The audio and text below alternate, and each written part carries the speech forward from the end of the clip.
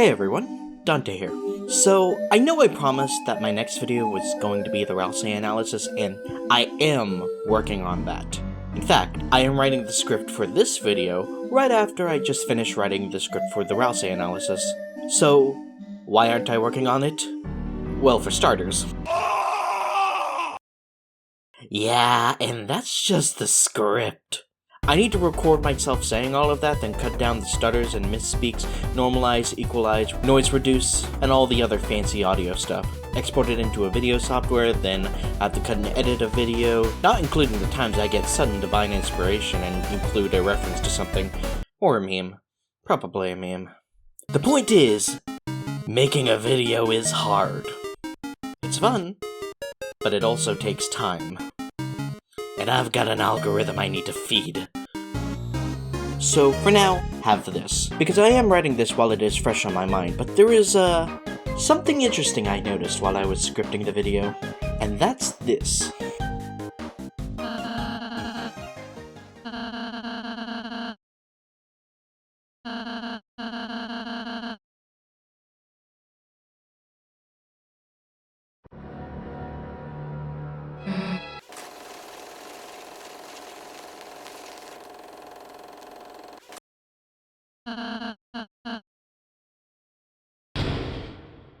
And there is also this.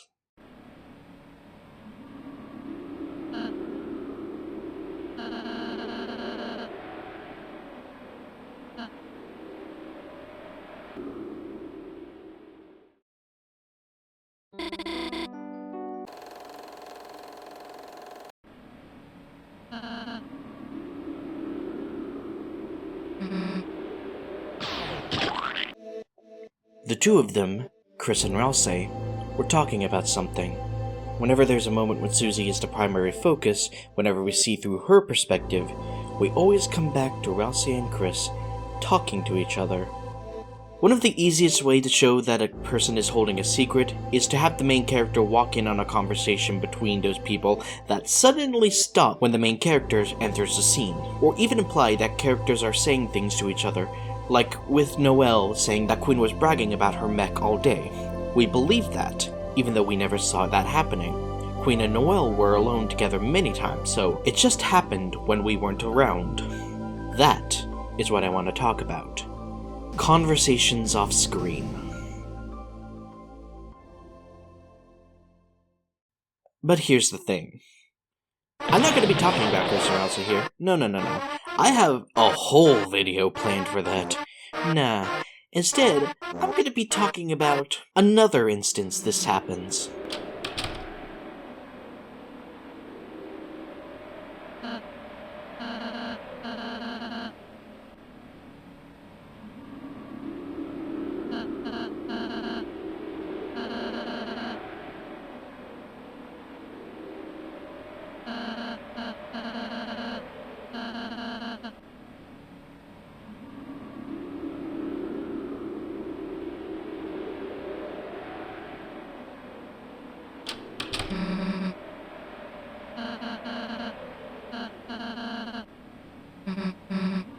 What happened in that room? In the normal route, the two have a heart-to-heart conversation and discuss things about each other. It's sweet and lovely. In this route, there is nothing to be sweet about. So, what did those two talk about? Because I am absolutely certain there was a conversation there. Judging by the fade and how Ralsei was snoring, there's a stretch of time when Susie and Noelle were alone. They didn't go anywhere because Susie exited the same door she entered. So, what did they talk about? Well, there are only a few things we can guess as to what. She probably told everything that has happened so far. But here's the thing. If you found out your friend just manipulated their friend into committing mass murder, I think Susie would have just bit Kris's face off, and she would have been justified to do so.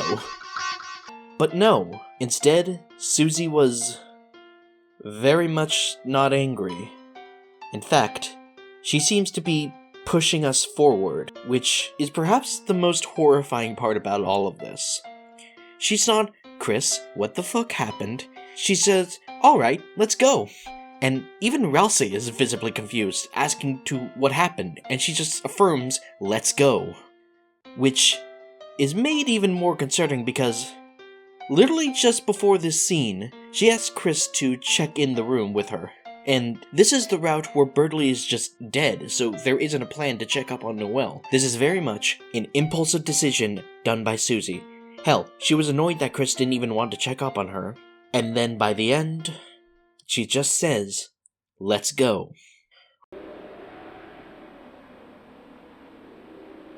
What happened in there? What do you mean, what happened? Nothing. Just told her everything is a dream and now she's better. Anything else? No, and let's go, she says with that smile. Out of all of the faces Toby could have chosen, and he is very well at expressing the faces, he chose that smile. That smile doesn't read to me as, "Don't worry about it, everything's fine, she's good, let's move on." That smile reads to me as, "Don't worry about it, everything is fine, she's good, let's move on." Of course, she does liven up the room by teasing Ralsei with his curiosity, and it does work. As Susie says, we move on. So why do I still feel dread? What happened in there? We don't know. The answer is simple. We just don't know. We can make logical assumptions and explanation, theories, and hypothesize on possible conversation points, but we don't know the truth. And that's a running theme in this game, concealing the truth. Susie concealed the truth about the dark world to Noelle, telling her it's a dream. She pretended to call her parents at Toriel's house, and when pressed, she didn't tell us what happened in that room. She had her reasons to, we just don't know those reasons. Hell, this isn't even the only hidden conversation Susie had this chapter. Susie and Rudy were all alone in the hospital while we get to scare Noelle even more. What did they talk about? What did they talk about?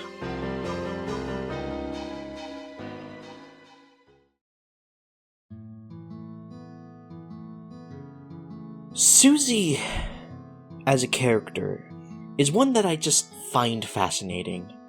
She is someone who does what she wants, but in doing so, eliminates our chances of making choices. In any other stories, those traits would have left us annoyed or, hell, even hate her.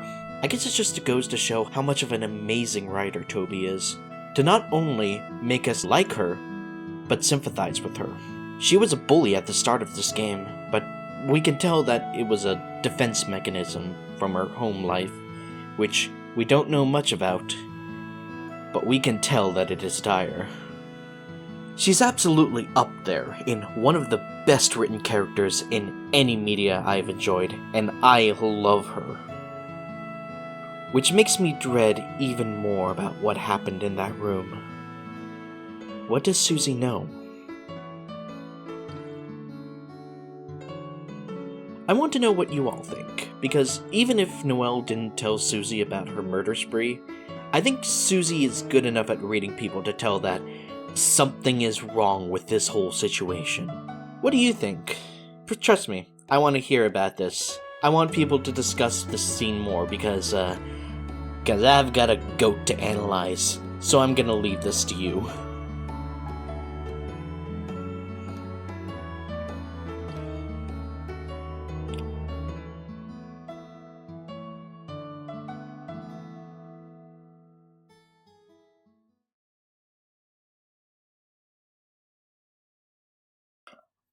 Although, there is one more thing I've thought of, and I wasn't going to talk about this, but I just decided, you know what, might as well throw this in here. The video was made specifically just so I can feed the algorithm, so might as well get some view time out of it. Remember at the start of this video when I was talking about how Ralsei will ask how Susie is doing, and we leave to see her perspective? I find it interesting. It happened twice so far, and judging by how patterns work, it's going to likely happen again. Those two seem to want to have their conversation away from the eyes of the player, so they are almost certainly going to do it again. And when we are with Susie, we are given choices, but she never really considers our input, because we're not controlling her. We're just spectators. Now, this could go on for the entire game, her emphasizing the fact that our choices don't matter, and her continuing to do her own thing. There is another way this could go. Here are the facts as we know them. Number 1. We, the player, are the soul. We move around with the body of our vessel, Kris. Number 2. Kris, our vessel, is capable of removing us from themselves. Number 3. Outside of our vessel, we are incapable of doing anything. A soul without a body is useless, but a body without a soul can still do much. Number 4. There is a characters that we have on occasions went to when our focus has shifted away from our vessel. And Number 5. This character, on several instances, has denied our input on their actions. So, what is the logical conclusion of all of these pieces of information?